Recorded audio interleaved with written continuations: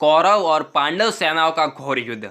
महाभारत कर्ण पर्व के अंतर्गत 12वें अध्याय में कौरव और पांडव सेनाओं के घोर युद्ध का वर्णन हुआ है, जो इस प्रकार है, जो हम वीडियो में जानेंगे। युद्ध के समय रणभूमि की स्थिति। संजय कहते हैं, राजन, उन दोनों सेनाओं के हाथी, घोड़े और मनुष्य बहुत प्रसन्न थे। देवताओं तथा असुरों के समान प्रकाशित होने वाली वे दोनों विशाल सेनाएं परस्पर भिड़कर अस्त्र शस्त्रों का प्रहार करने लगी।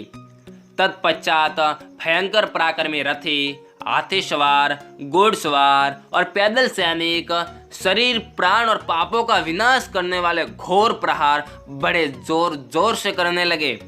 मनुष्यों में सिंह के समान पराक्रमी वीरों ने विपक्षी पुरुष सिंहों के मस्तकों को काट काट कर उनके द्वारा धरती को पाटने लगे। उनके वे मस्तक पूर्ण चंद्रमा और सूर्य के समान कांतिमान तथा कमलों के समान सुगंधित थे। अर्धचंद्र, भल्ल, शुरूप, खड़ग, पट्टिस और फरसों द्वारा वे योद्धाओं के मस्तक काटने लगे। हष्टपुष्ट और लंबी भुजाओं वाले वीरों ने हष्टपुष्ट और लंबी भुजाओं वाले योद्धाओं की बाहें पृथ्वी पर काट गिराई।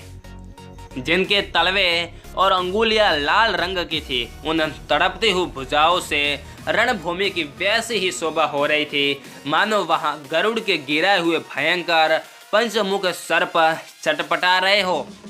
शत्रुओं द्वारा मारे गए वीर हाथी, रथ और घोड़ों से उसी प्रकार गिर रहे थे जैसे स्वर्गवासी जीव पुण्य क्षीण होने पर वहां के विमानों से नीचे गिर पड़ते हैं। अन्य सैकड़ों वीर बड़े बड़े वीरों द्वारा भारी गदाओं, परिगों और मुसलों से कुचले जाकर रणभूमि में गिर रहे थे।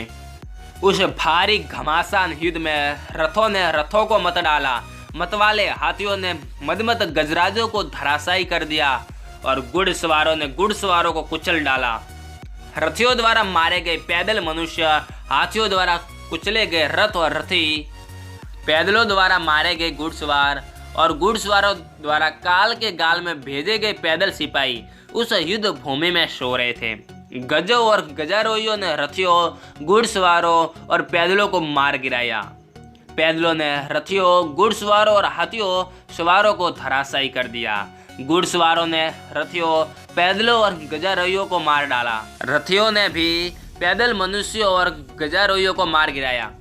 पैदल, घुड़सवार, हाथी सवार तथा रथियों ने रथियों, घुड़सवारों, हाथी सवारों और पैदलों का हाथों, पैरों, अस्त्र शस्त्रों एवं रथों द्वारा महान संहार कर डाला। अब हम जानते हैं पांडव सैनिकों की अद्भुत शोभा। इस प्रकार जब सूरवीरों द्वारा वह सेना मारी जाने लगी और मारी गई, तब कुंती के पुत्रों ने भीमसेन को आगे रखकर हम लोगों पर आक्रमण किया। धृष्टद्युम्न, शिखंडी, द्रौपदी के पुत्र प्रभद्रक, सात्यकी, चेकितान, द्राविड़ से सैनिकों सहित महान व्यू से घिरे हुए पांडे, चोल तथा केरल योद्धाओं ने धावा किया। इन सब की छाती चौड़ी और भुजाएं तथा आंखें बड़ी थी।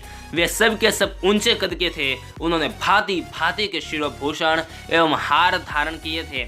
उनके दांत लाल थे और वे मतवाले हाथी के समान पराक्रमी थे। उन्होंने अनेक प्रकार के रंगीन वस्त्र पहन रखे थे और उनके अंगों में सुगंधित चूर्ण लगा रखा था। उनकी कमर में तलवार बंदी थी। वे हाथ में पास लिए हुए थे और हाथियों को भी रोक देने की शक्ति रखते थे। राजन, वे सभी सैनिक समान रूप से मृत्यु को वरण करने की प्रतिज्ञा करके एक दूसरे का साथ नहीं छोड़ते थे। वे मस्तक पर मोर पंख धारण किए हुए थे। उनके हाथों में धनुष शोभा पाता था। उनके केस बहुत बड़े थे और वे प्रिय वचन बोलते थे। अन्यान्य पैदल और घुड़सवार भी बड़े भयंकर पराक्रमी थे।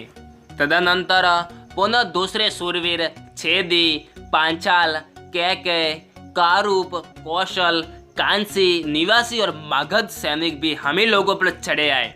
उनके रथ, घोड़े और हाथी उत्तम कोटि के थे। पैदल सैनिक भी बड़े भयंकर थे। वे नाना प्रकार के बाजे बजाने वालों के साथ हर्ष में भरकर नाचते, कूदते और हंसते थे। बस आज के लिए इतना ही। अगर आपको वीडियो पसंद आया हो तो प्लीज़ लाइक, शेयर और कमेंट ज़रूर करें। धन्यवाद।